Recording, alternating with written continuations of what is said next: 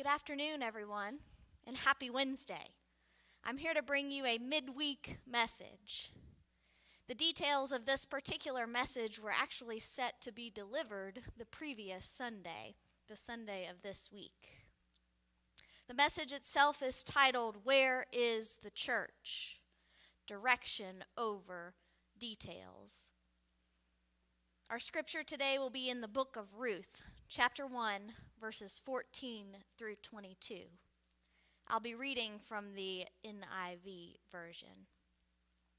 The book of Ruth is a short little book with a short little history, but one that will have great implications for what is to unfold and come about through God's magnificent plan. It's a book that tells the story of one family in a way that invites us into the fold. Similarly, our commitment to where of the church is short and sweet. The engagement with it will carry out God's plan for the gospel of Jesus to go forth in our world as well. The book of Judges comes just before the book of Ruth, and the book of Samuel is to follow. It's probable that Samuel is the penman of it. It relates not miracles nor laws, wars nor victories, because all of those are actually details. It relates not the revolutions of states, but the affliction first and afterwards, the comfort of our friend Naomi.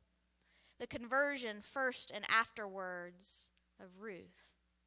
Both of those are direction. This book of Ruth relates and reveals not details, but direction for us. Ruth chapter 1, verses 14 through 22. At this they wept aloud again. Then Orpah kissed her mother-in-law goodbye, but Ruth clung to her. "Look," said Naomi, "your sister-in-law is going back to her people and her gods. Go back with her." But Ruth replied, "Don't urge me to leave you or to turn back from you. Where you go, I will go, and where you stay, I will stay. Your people will be my people, and your God, my God.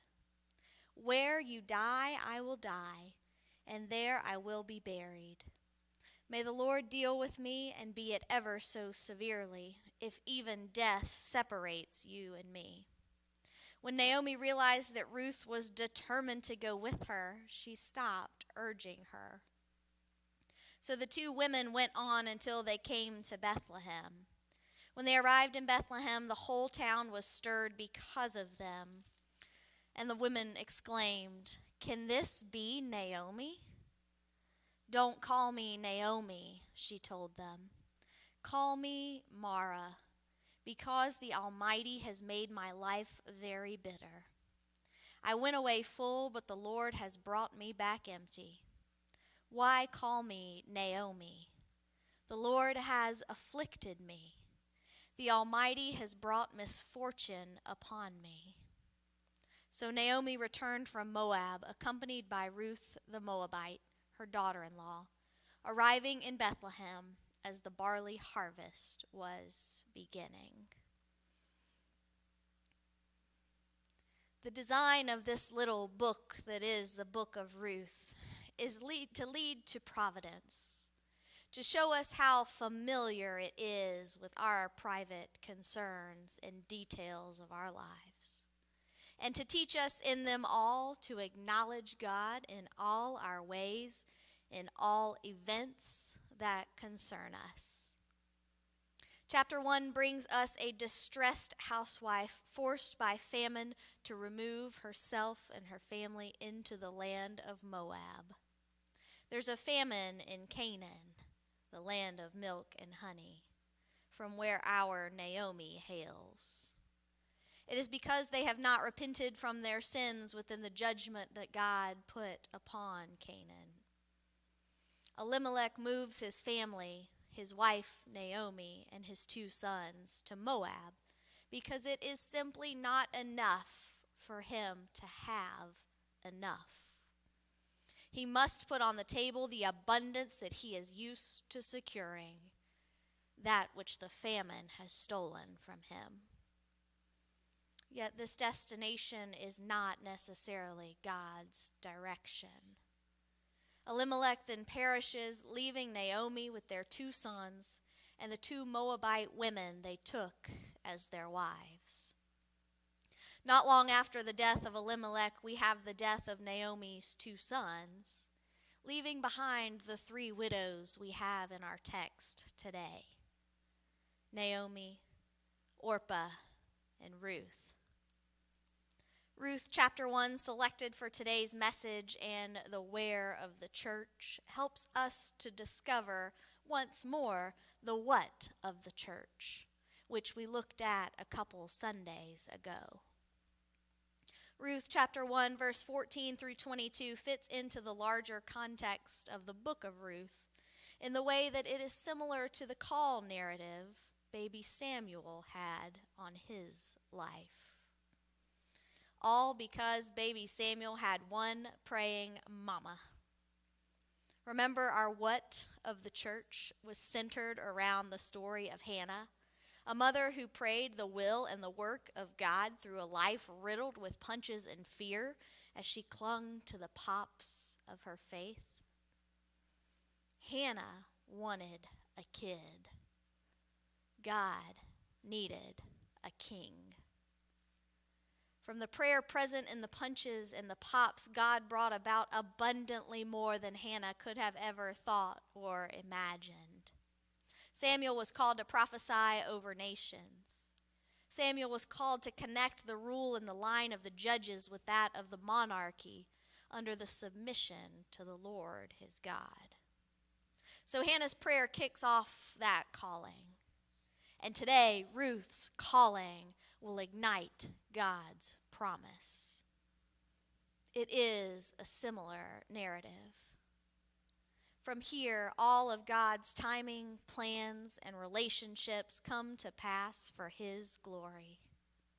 The what of the church leads to the where.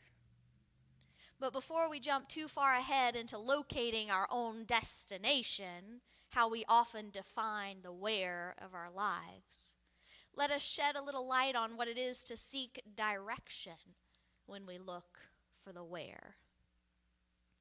The where of the church was nicely aligned with the time of the month that was our service Sunday several days ago. We spent this past Sunday putting the where of the church into action. The importance of this text and the nature of our service Sunday is that before the destination was ever established, the direction was. These women, our 3 widows, Naomi, Orpah, and Ruth, need to make a move. But where? Naomi calls a place to mind. She will return to her people, back to God's people in Judah. Naomi has been staying connected and keeping what you could say are tabs on Israel. She hears the harvests are beginning once again and longs to return. Her new alliance is to the country of Moab, but it could not make her forget her relation to the land of Israel. She quickly resigns to return to that place of God. In making this decision, Naomi encourages her Moabite daughters-in-law to return to their homes and their mothers, as she is no longer able to provide for them what she thinks they need. Regardless, we see the daughters-in-law remaining faithful to their covenant, and they travel with Naomi at least part of the way down the road. At some point, which for us happens to be in verse 12 of Ruth chapter 1, Naomi attempts to relieve Orpah and Ruth of their duty to her once more. Naomi not only attempts to relieve their duty, she dismisses them with commendation. It's a debt owed to those who have conducted themselves well in any relation. They ought to have praise of it. You were good wives to your husbands that are gone, and have been good daughter-in-laws to me, not wanting for your duty in either relation. She doesn't want to hold them back any longer, believing it would be better for them to return home to the details, to the people, to the gods they know, than continue into uncertainty with her in a new direction. Orpah takes a pause and makes her decision. We pick up their story today and have a moment of weeping. Orpah speaks first in my mind. Oh, this is breaking my heart. I cannot stop weeping. The loss of my husband, now my mother-in-law's leaving. Well, I suppose I should run back to what I know. After all, that's what Naomi is encouraging me to do. Goodbye, Ruth. Goodbye, Naomi. I wish you both the very best now. Orpah does not feel the calling to remain with her mother-in-law. The text helps us understand her sadness, but her sadness doesn't draw her closer. She decides to go back to her people and her gods. Orpah's where is backwards. With that decision, we see the importance Orpah put on destination in comparison to the importance that we will soon see Ruth put on direction. One decision leads a woman backward, while another leads the other two forward. Ruth is convinced her calling draws her close and clings to Naomi. Ruth's where is faith, and faith is forward. From the desire of direction comes the declaration and decision. We begin to understand that the where we seek is, in fact, direction and not destination. Before the book of Ruth is the book of Judges, as I mentioned before. These two are very much connected in that way. I read the final verses of Judges chapter 21, and the connection here jumped out at me. Judges chapter 21, verses 24 and 25 read, "At that time the Israelites left that place and went home to their tribes and clans, each to his own inheritance. In those days Israel had no king. Everyone did as they saw fit." There's a huge connection between that piece of the book of Judges, as well as the structure and nature of the judge's rule, and the attitude of Orpah. This translation reads in Judges 21:24, that place is talking not about direction, but about destination. It's simply significant that it's phrased as a detail here. Focusing on the details of that place leads the Israelites to leave and go home to their own tribes. Essentially what Orpah did and what Ruth would decide against. Judges says they each went to their own inheritance.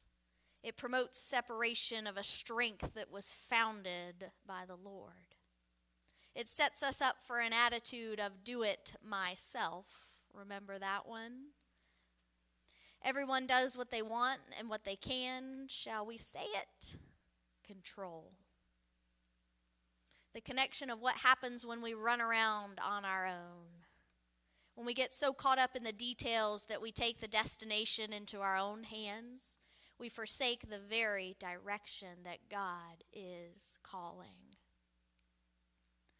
As I reflected on this message, my personal brush with details versus direction came to mind. I asked myself the question, how does my dedication to seeking direction over destination apply to my journey here to regeneration? Just like for Ruth, that's how calling works. And my calling began before I realized it. I knew I was called to preach when I was standing on the bridge at Lake Junaluska 20 years ago at my confirmation retreat. Called to spend my summers in college at a place called Tekoa on holy ground. Called to change my major from biology to psychology and add a minor in religious studies. Called to pursue divinity school. Called to Wake Forest. Called to other ministry adventures. The calling starts with a stirring in the heart and, you guessed it, a direction. Destination to be determined. All of those different directions led me to this destination. Or should we say, all of those destinations kept me in God's direction. And they led me right here to Regen. When? That's this week.